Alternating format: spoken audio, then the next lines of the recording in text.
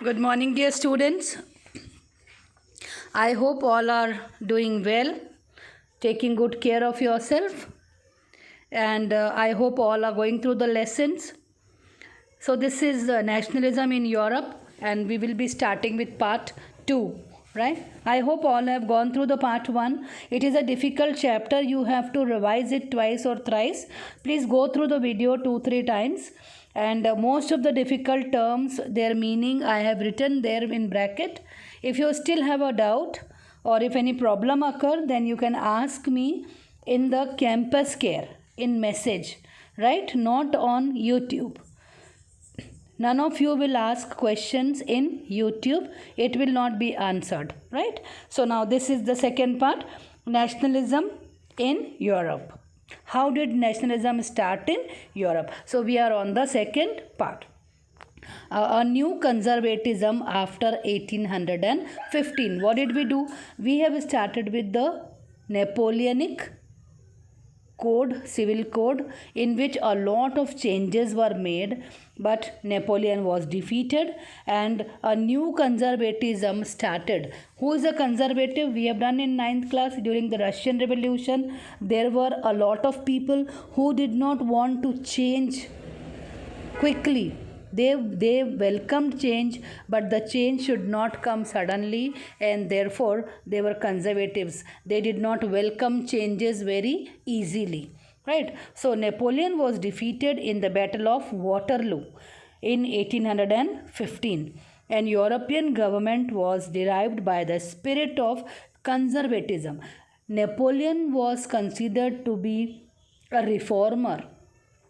In spite of being a dictator, he conquered many places. But as we have seen in the Napoleonic Civil Code, there were a lot of changes brought by Napoleon. So after the defeat of Napoleon in Waterloo in 1815, the European government was started to be controlled by conservatists, those who believed in traditions. They did not welcome changes very easily. So in 1815, representatives of European powers, that is Britain, Russia, Prussia and Austria. Remember, Britain, Prussia, Russia and Austria. It is not Australia, it is Austria, who had collectively defeated Napoleon, met in Vienna and draw up a statement for settlement for Europe.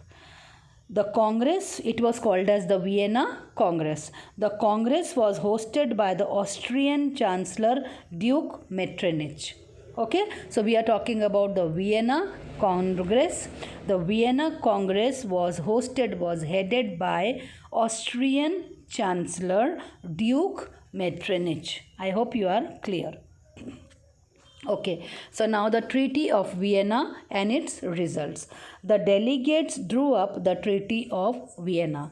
The people who defeated, the countries who defeated Napoleon, they formed the Vienna Congress, and the delegates of the Vienna Congress drew up the Treaty of Vienna and to undo most of the changes that has come about during the Napoleonic War. We have seen Napoleon came to be as a reformer. In spite that he was a dictator, he brought a lot of changes. But all the changes brought by Napoleon were undone. Means they were now no more in practice. Instead of that, the conservatives started to rule over. The Bourbon dynasty was restored to power. What did we do? The Louis XVI was from which family, which dynasty? The Bourbon dynasty. So the Bourbon dynasty, which was overthrown by the people after the French Revolution, then Napoleon coming, then Napoleon is defeated. So the Bourbon dynasty was restored to power again. It was brought to power again. A number of states were created on the boundaries of France to prevent French expansion in future.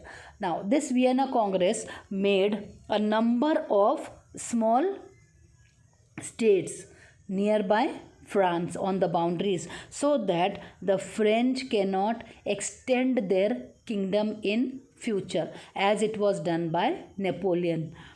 Monarchy was restored. What did we do? In the French Revolution time, monarchy was put an end. Now, monarchy was restored, brought back in most of the states, and a new conservative order was created in Europe. Right? Conservatives put censorship on newspapers, books, plays, and songs. These conservatives who did not welcome change, who were traditional people, who were not in favor of bringing any new changes, they put censorship on newspaper. Censorship means control. What will be printed in the newspaper and what will not be printed in the newspaper would be censored by the government. And they also put a check on what will be published in the books and what will be shown in the plays and in the songs.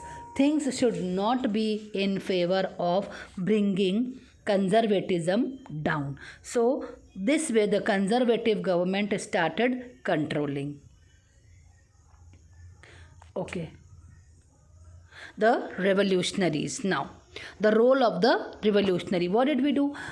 Revolt is very important. In India, we have done 1857, the mutiny of the soldiers, right? They were revolutionaries. The revolutionaries, Bhagat Singh, Rajguru, Sukhdev, they led the revolt. Even the revolt was very limited to a small area, but it gave a lot of strength to the freedom movement. So here the role of revolutionary in bringing about nationalism in Europe.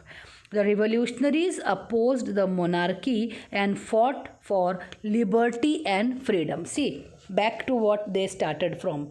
The conservatives, they overruled what?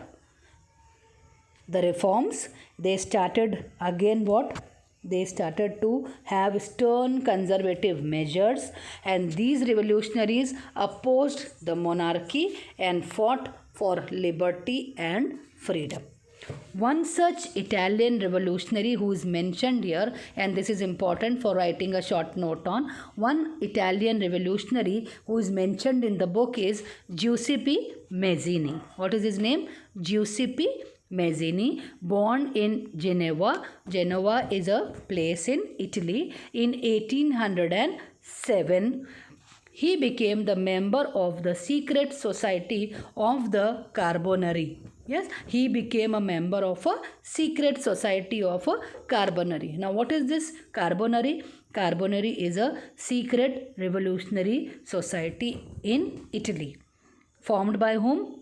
The member was Giuseppe Mazzini. At the age of 24, he was sent to exile in 1931. Mazzini, at a very small age of 31, was sent to exile in 1831 for attempting revolution in Liguria. Yes, because he tried to revolt in Liguria against the government, so he was put to exile. He founded two underground secret societies. First is the Young Italy in Marseilles, and second is the Young Europe in Bern. He believed that God has made nations to be natural units of mankind. What did Mazzini believed? Mazzini believed that God has made nations to be natural units of mankind. So, Italy cannot be a patchwork of small units, but it should be a single unified republic. In simple words, Giuseppe Mazzini want unification of Italy. So we can understand that Italy was divided into small states, kingdoms ruled by different kings and ruled by monarchs, and Mazzini was in the favor. He said that God has made nations to be a natural unit and it should not be divided into a small states. Metternich, the Australian chancellor whom we have mentioned before, Metternich the Australian Chancellor, described Mazzini, him means, as the most dangerous enemy of our social order. Metternich, who was the Chancellor in Austria, he described Giuseppe Mazzini as the most dangerous enemy of our social order. He was the person or a link who could start a revolution which could bring unification in Italy. So Metternich was aware of it. Therefore, he called him what? The most dangerous enemy of our social order. I hope you are clear. Okay, so we will continue with the revolutionaries, the age of revolutions, 1830 to 1848. Conservative regimes. Regime means time period where the conservatives were ruling. So conservative regimes tried to consolidate power. Liberalism and nationalism associated with revolution.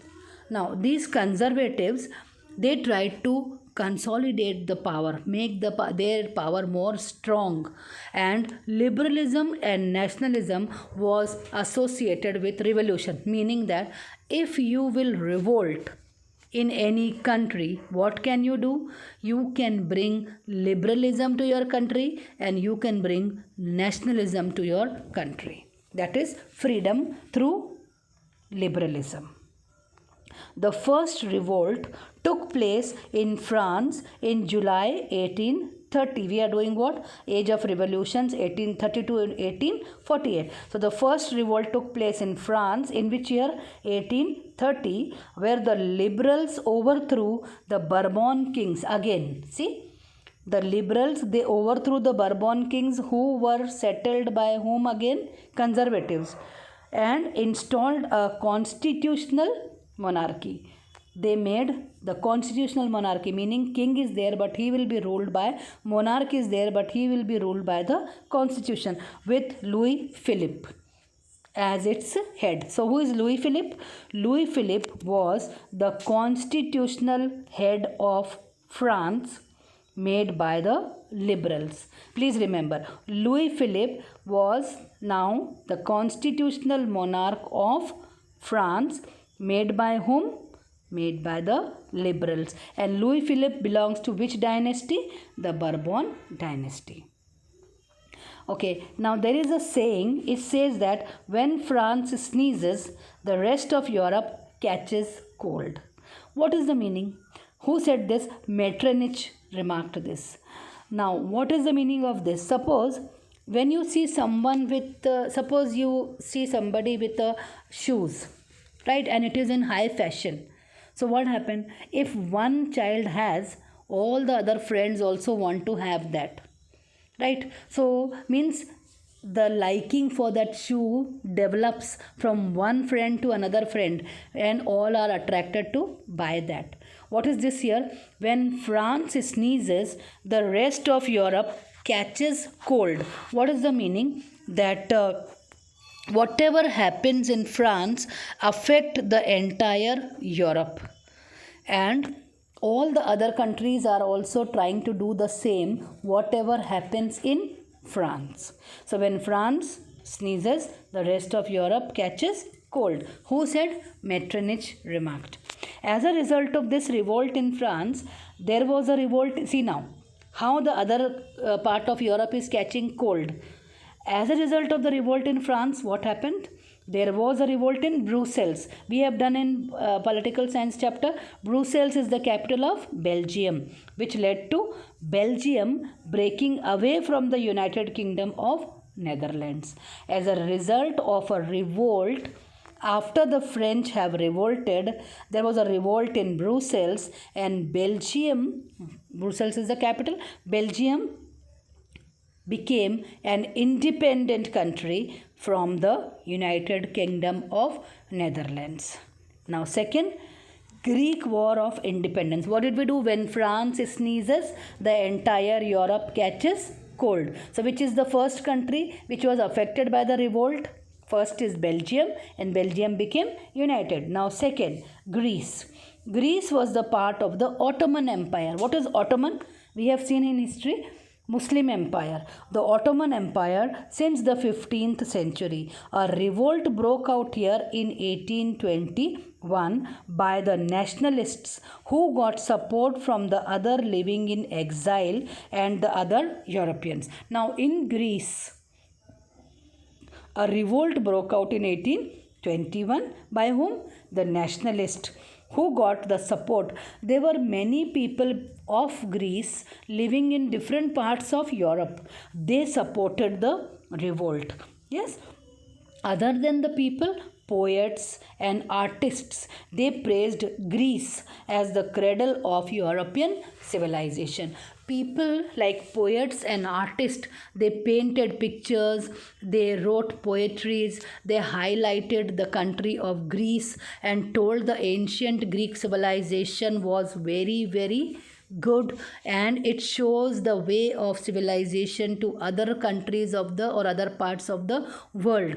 And so they described Greece as the cradle of European civilization to get public support. English poet Lord Byron, he's a famous English poet, organized funds and later he died of a fever, maybe of some disease, in 1824. Finally, the unification of Greece.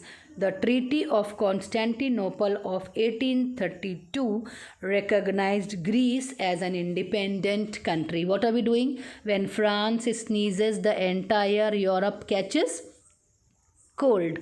First country after the French Revolution who got free is what? Belgium. Second country is Greece, right? And the unification of Greece came by the Treaty of Constantinople. In which year? 1832.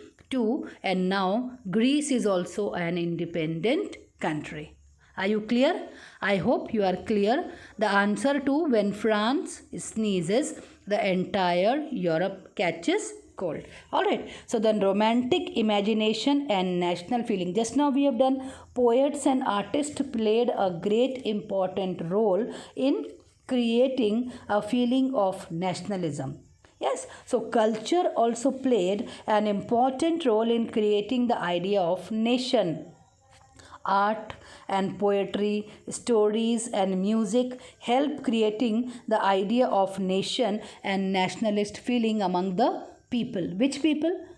Among the people of Europe, different countries which are ruled by different monarchs with different kings or with different dynastic rulers. Okay, so romanticism is what? A cultural movement which tried to develop national sentiments. Through what? Through what?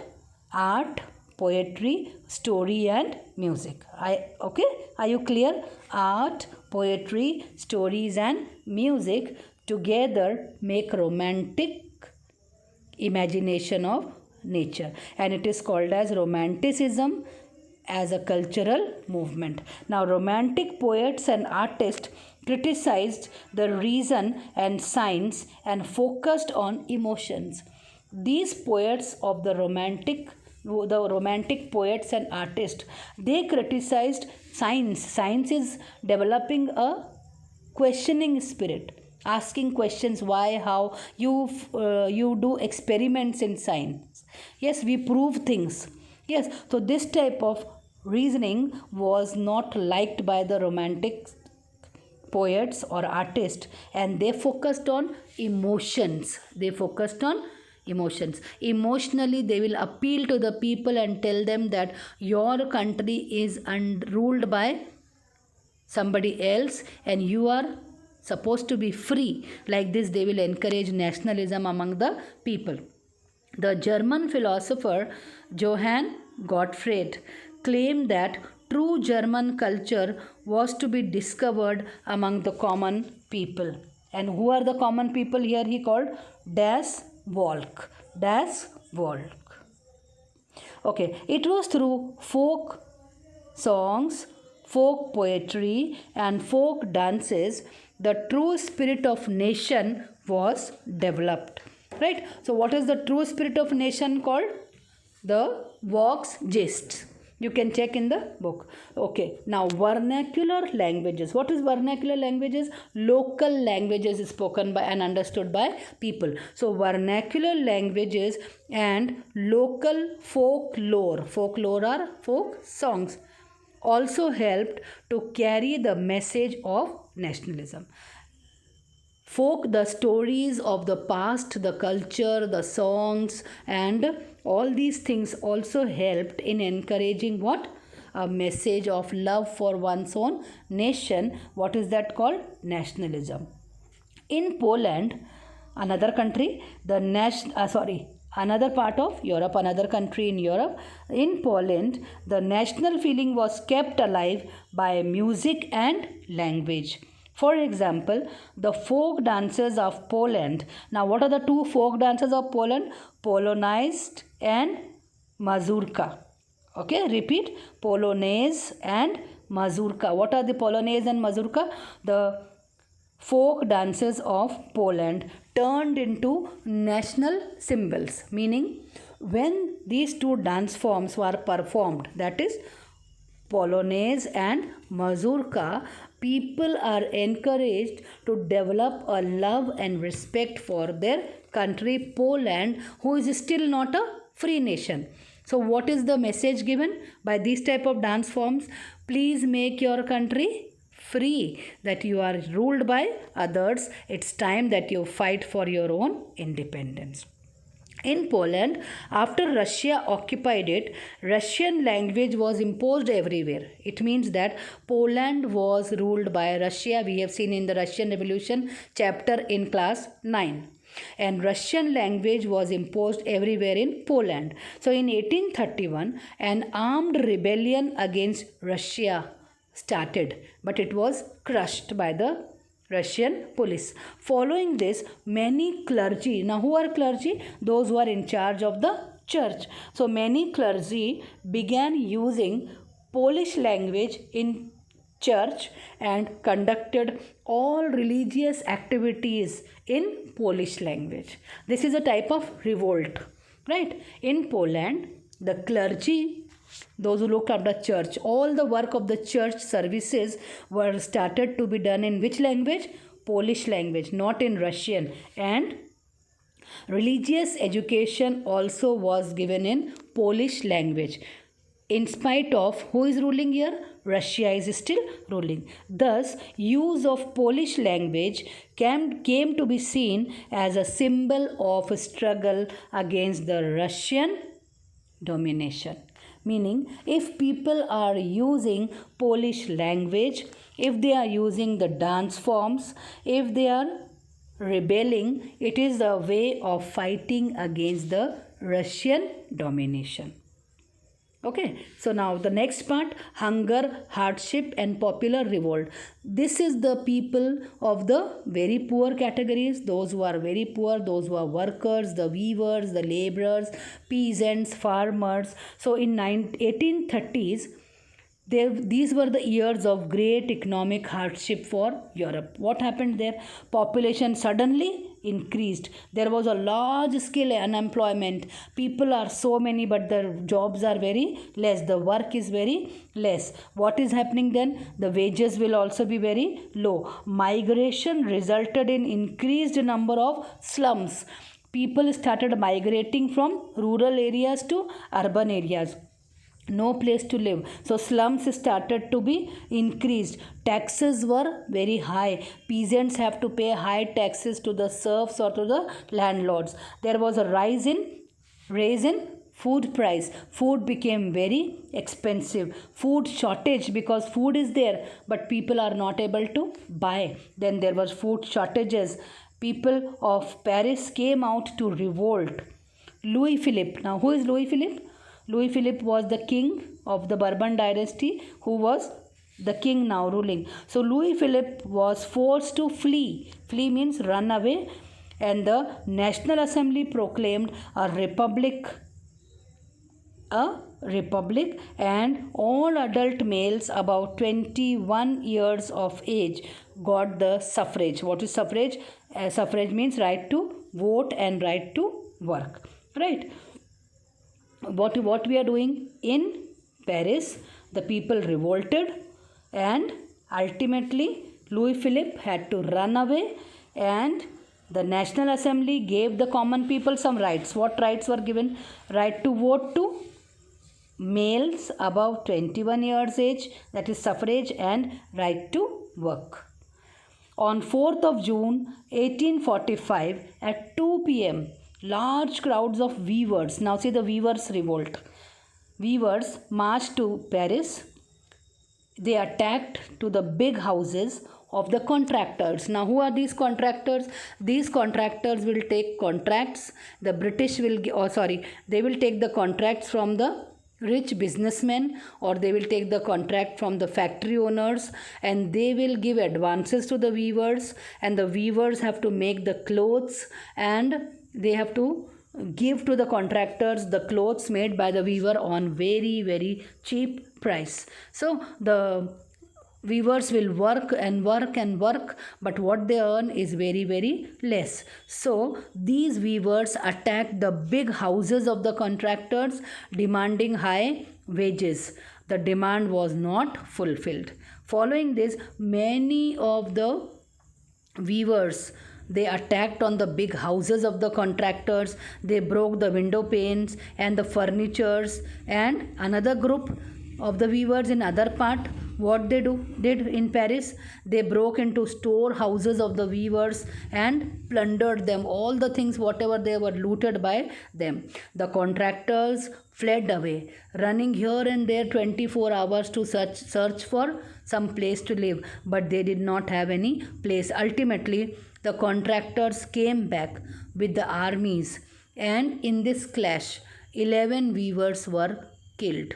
In this clash 11 weavers were killed. So all these, what are we doing? Hunger and hardships of the common people. So this part is over. Now this is part 2. I think we have to go in another 2 parts, whatever way it will be. I will be uploading the next video. Meanwhile, please go through all the explanation, children.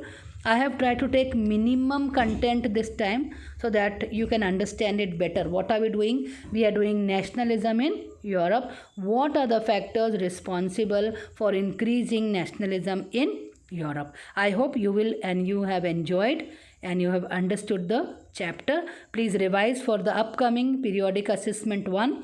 It will be of 50 marks and the marks will be added. So you have to study more.